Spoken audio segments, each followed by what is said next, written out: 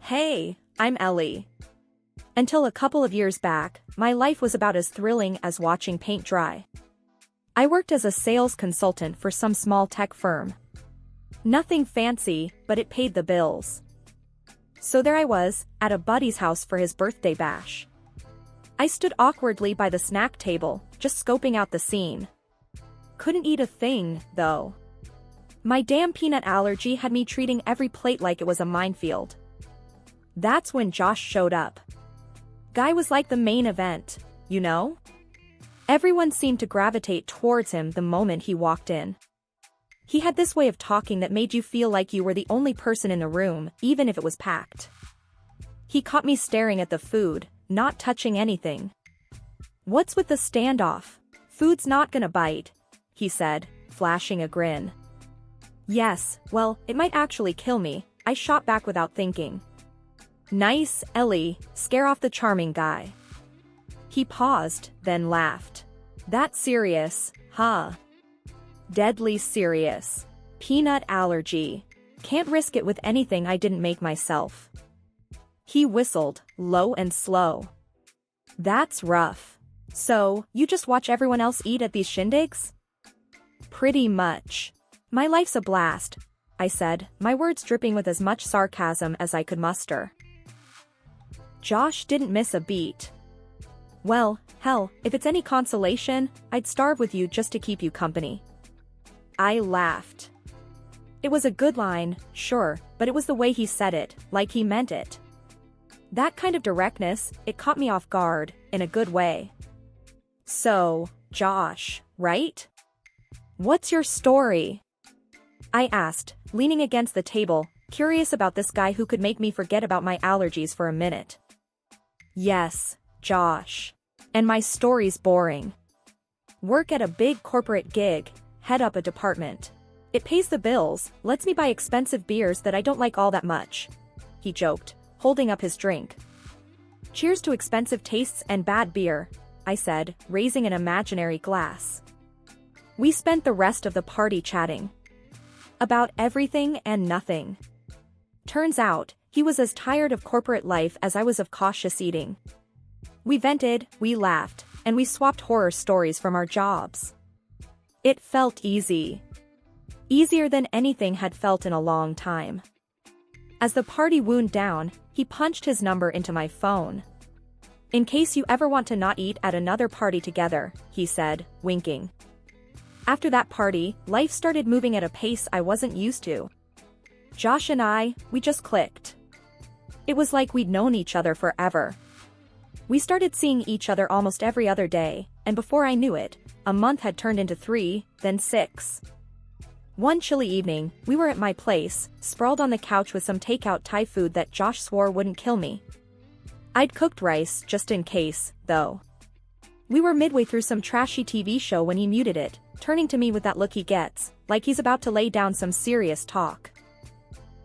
"Ellie, I've been thinking," he started, and I felt my stomach twist a bit. "We've been doing this casual thing for a while, which is great, but I want more." His hand found mine, giving it a gentle squeeze. "More?" I echoed, feeling my heartbeat pick up. Was he saying what I think he was saying? Yes, more. Like, meet the families more. Serious more.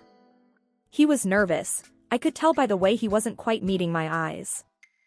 I took a deep breath. Meeting families was big.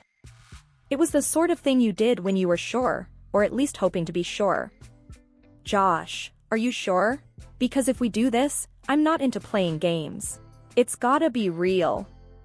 "It's real for me, Ellie. I want this. Us. For real," he said firmly, finally locking eyes with me. "All right then. Let's do it," I said, feeling a mix of excitement and nerves.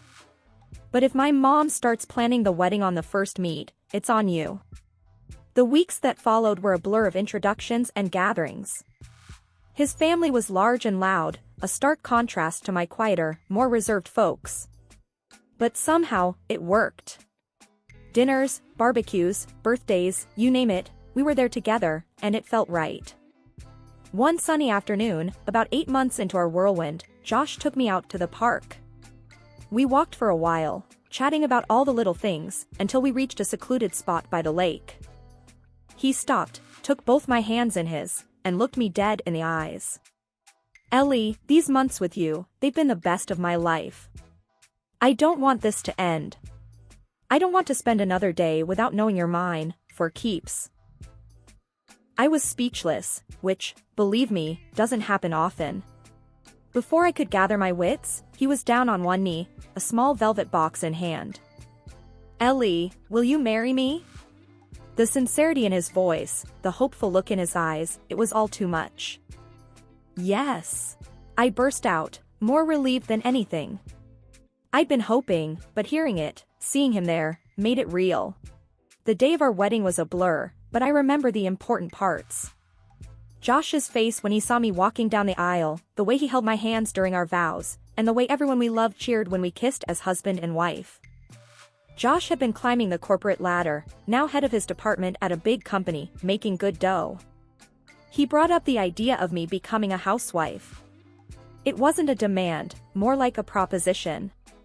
Said I wouldn't have to worry about work, could focus on starting our family, which we both wanted badly.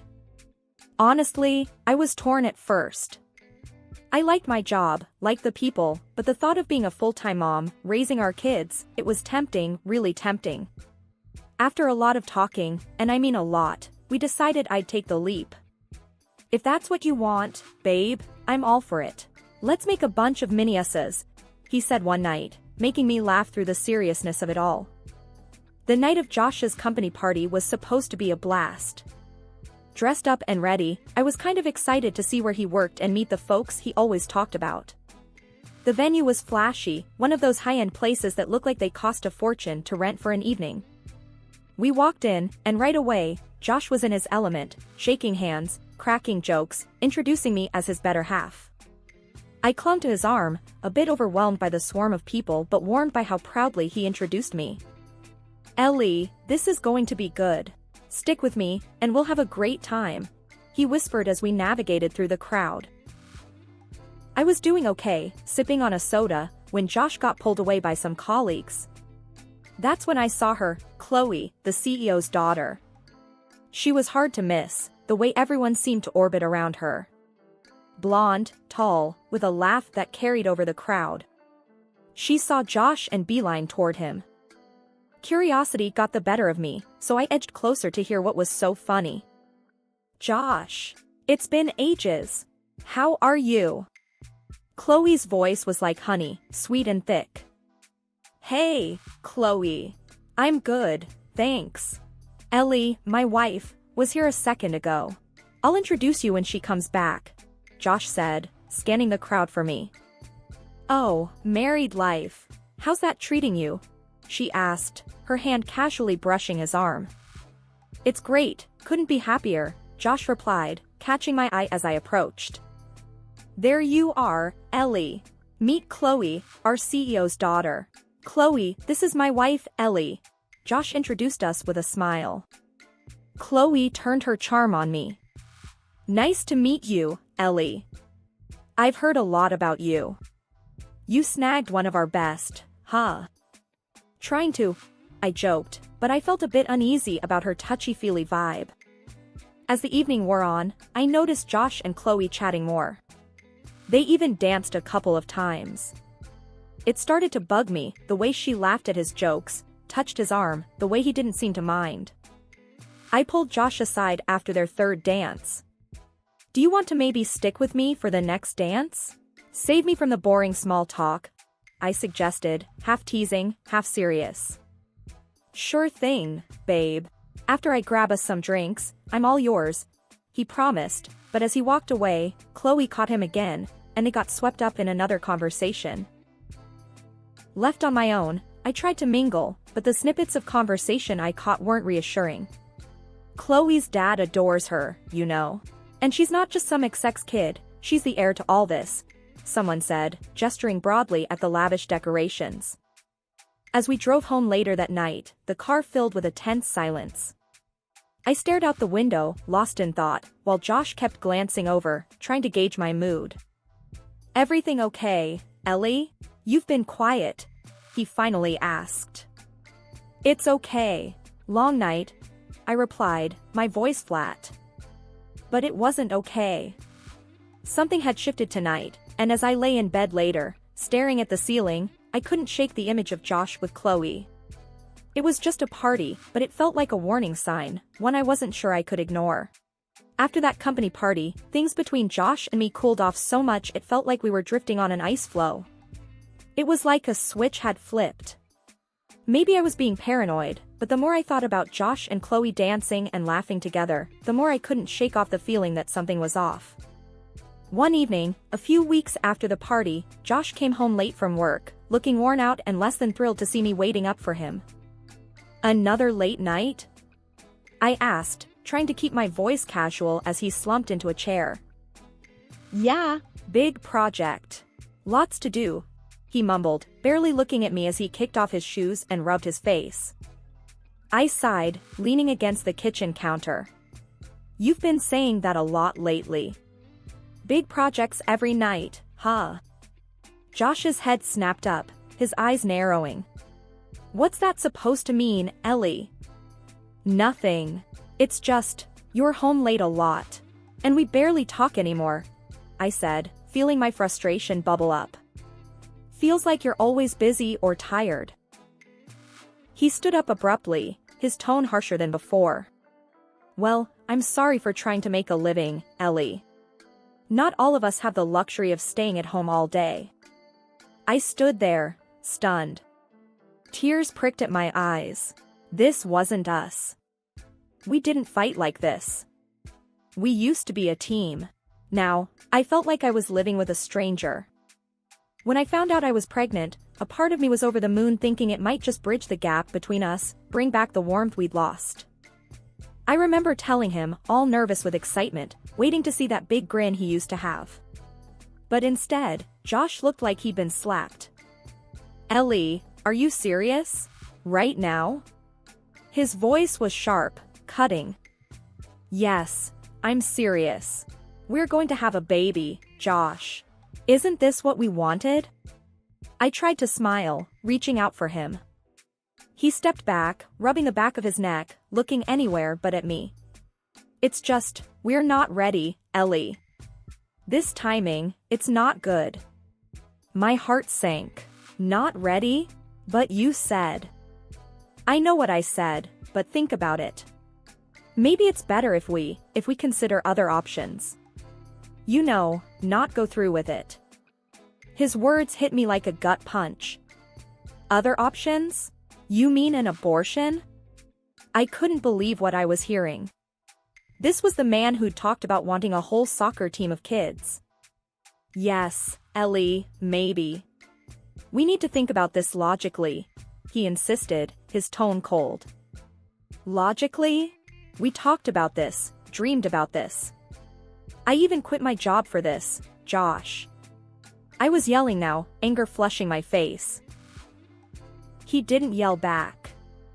Just shook his head, muttered something about needing some air, and left me standing there, stunned and alone. As my belly grew, so did the distance between us. Josh started coming home late more often, and some weekends, he just wasn't around. He'd throw out excuses like they were going out of style. One evening when he got home, I tried to talk to him about nursery colors, hoping to lighten the mood, get him involved. He barely glanced up from his phone. Does it matter? Whatever you pick is fine, Ellie. It matters to me, Josh. It should matter to you, too. I shot back, frustration simmering. He sighed, put his phone down with a thud. Look, Ellie, I'm tired. I work all day, and I come home, and it's just more demands. Can't you handle these things? What do you even do all day? His words stung, and I felt my defenses rise. What do I do? I'm carrying your child, Josh. I'm trying to make a home here. A home? More like you're just living off me, he snapped, his voice harsh. That hurt. We'd never been like this, so harsh, so cruel. I couldn't understand how we'd gotten to this point. Is that what you think of me now? That I'm just some freeloader. He didn't answer, just stormed off to the other room, leaving me there, tears starting to fall. Josh's birthday rolled around, and he planned a dinner at some swanky restaurant downtown and made sure to invite a bunch of his work buddies, and, to my dismay, Chloe was on that list. I tried to keep a cool head as we got ready, my stomach twisting into knots. Josh seemed more energized than he'd been in months, fussing over his appearance with an enthusiasm I hadn't seen in a while. "You're really going all out, huh?" I noted, trying to keep my tone light as he adjusted his tie in the mirror. "Yes, why not? It's been a rough year. Could use a bit of fun, don't you think?" He barely met my eye in the reflection. "Sure," I replied, my voice flat, as I adjusted my dress, not really feeling myself. At the restaurant, the atmosphere was buzzing, filled with his colleagues and that inevitable presence of Chloe, who flitted around Josh like she was the hostess. I hung back, picking at my food, which I had interrogated the waiter about thoroughly to avoid any allergy mishaps. Chloe eventually slid into the seat next to me, her smile a bit too practiced. "Ellie, right? Josh tells us you've got quite the chef's touch.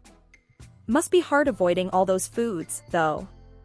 "It's manageable," I said, keeping my guard up. "Have to be careful, though. One wrong dish could end badly for me." "Sounds terrifying," she replied, her tone suggesting more curiosity than concern. "I mean, how do you even trust restaurants with that kind of allergy?" "I usually don't," I confessed. "But tonight's an exception. Special occasion and all." She nodded, looking thoughtful, then turned her attention back to the party, laughing at something one of Josh's friends said. I watched them, feeling like an outsider in my own marriage. As the evening wore on, Josh seemed to drift further away, both physically and emotionally, his laughter with Chloe a painful echo across the busy restaurant. My heart felt heavy, the joy of earlier birthdays long forgotten. After the main course, a couple of Josh's friends clinked their glasses, starting an impromptu roast of him. The jokes were light, fun, but when it was Chloe's turn, her words felt like a thinly veiled flirtation. "Here's to Josh, who always manages to keep his projects, and his project managers, perfectly satisfied. It's a skill," she toasted, her gaze fixed on him with a smirk. The table erupted in laughter, but the words stung, her insinuation clear. I felt my face flush, anger and embarrassment gnawing in my stomach. Later, when Josh opened his gifts, Chloe handed him a sleek, expensive-looking pen set, her fingers lingering over his as she did. "For all your hard contracts and the soft ones too," she said, winking at him. I couldn't take it anymore. I stood up, mumbling an excuse about needing fresh air, and walked out. Josh didn't even notice, he was too busy laughing at another joke. Being 5 months pregnant meant my sleep schedule was all over the place. Some nights, I was out like a light, but others, like tonight, I tossed and turned with insomnia weighing heavy on my eyelids. Finally giving up on sleep, I shuffled into the kitchen to grab some milk, hoping it might soothe me back to dreamland. As I passed the living room, Josh's voice halted me mid-step. He was talking on the phone, his words loud and clear in the quiet of our home. Normally, I wouldn't eavesdrop, but the tone of his voice, soft yet intense, wasn't meant for my ears. "Yes, I love you too. No, she's been asleep for hours," he murmured, a tenderness in his voice I hadn't heard directed at me in months. My heart sank as I realized who must be on the other end. The response was a voice I recognized instantly, one that made my blood run cold.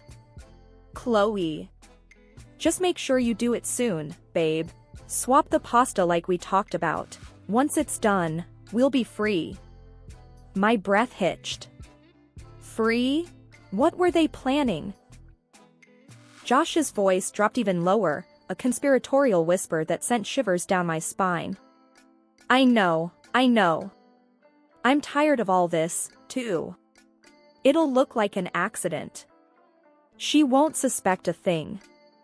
Tears blurred my vision as the realization hit me like a freight train. They were plotting to kill me, to make it look like an allergic reaction. And the worst part? He mentioned not needing me or the baby anymore. A bitter laugh escaped my lips, muffled by my hand. So much for the loving husband. Silently, I crept back to the bedroom, my mind racing with shock and fear. I lay in bed, staring at the ceiling, planning my next move. As soon as the sun peeked through the curtains, and I heard Josh's car pull out of the driveway, I sprung into action. Tearing through his things felt surreal, like a scene from a crime show. But there it was, hidden at the back of the pantry, a pack of my usual gluten-free pasta, but heavier. I opened it to find it was loaded with finely ground peanuts, perfectly prepared to send me into anaphylactic shock. My hands shook as I replaced the deadly package with a safe one, a similar box, but free of peanuts. A couple of days after I swapped out the tampered pasta, Josh woke up early and headed to the kitchen. That morning, he was unusually chipper, humming to himself as he boiled water and prepared pasta. He brought it over with a bright, unsettling smile. "Made you breakfast, babe," he said, setting the plate in front of me with a flourish. "Pasta with your favorite sauce." I eyed him, noticing how his gaze didn't stray from my face. He was waiting for a reaction.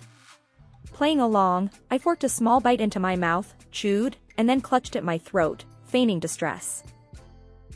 "Oh my God, Josh, I can't breathe," I gasped, standing up abruptly from the table.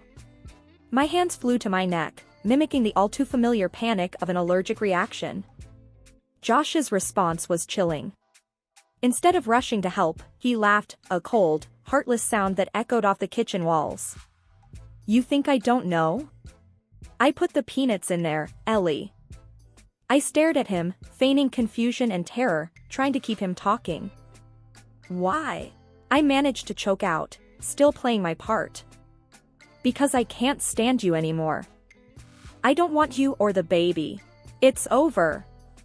I want to be with Chloe, not stuck with you, dragging me down. And I'm not about to lose half of everything and get nailed for alimony and child support." He spat out, the words venomous and deliberate. His confession poured out, each word more monstrous than the last. He admitted everything, his affair, his disdain for our life together, and his plot to kill me to avoid a messy divorce. As he ranted, my phone, carefully positioned on the counter, recorded every word. At the end of his vile speech, he coolly added, "I'm off to work. That'll be my alibi." After he left, I made sure the recording was clear and intact. My hands shook, and my heart raced, not from fear of the poison, but from what I'd just confirmed about the man I once loved. I called the police immediately, my voice steady as I explained what had happened. Within minutes, police cars arrived, and I handed them the evidence, the recording from my phone and the remaining peanut-laced pasta, still on the plate. The officers listened to the recording with grim faces, their eyes occasionally flicking to my belly, then to the door Josh had walked out of not 30 minutes before. Josh was arrested at his office, his alibi useless against the concrete evidence of his intent to kill. The news spread, and soon, everyone knew the kind of man he really was. The final gavel echoed through the courtroom, a sound that felt like the closing of a heavy door on a dark chapter of my life. The judge had just handed down the verdict. Both Josh and Chloe were sentenced to substantial time behind bars for their conspiracy and attempted murder. In addition, the court awarded me $500,000 in compensation for the trauma and potential danger I had been subjected to. Half of that money came directly from Chloe's wealthy parents, who seemed eager to settle and move past the scandal. The other half was settled by Josh in a more painful currency. He signed over the house to me, ensuring our son and I would have a secure place to live. In the quiet that followed the storm of the trial, which had been all over the news, I managed to finalize my divorce from Josh. It was a relief to sever those ties legally and emotionally. Not long after, I gave birth to our son, a beautiful little boy who brought light into the shadows that had lingered around my life. One afternoon, as I was adjusting to my new routine as a single mother, I received a call from Josh's parents. They had always been kind to me, and the situation had put them in an impossible position between their son and me. "Ellie, we just want to say we're so sorry for everything Josh did," his mom said, her voice cracking with emotion over the phone. His dad added, "We'd like to be part of our grandson's life, if you'll allow it. We'll understand if it's too much." I took a moment, watching my son sleeping peacefully in his crib. I think he should know his grandparents, I replied. You were always good to me. I wouldn't want to take that away from him because of what Josh did. Life slowly started to find a new normal. The money from the settlement helped, but it was the safety and security of knowing Josh and Chloe couldn't hurt us that truly allowed me to breathe easier. I began to focus on rebuilding not just a life for myself but a happy, healthy environment for my son.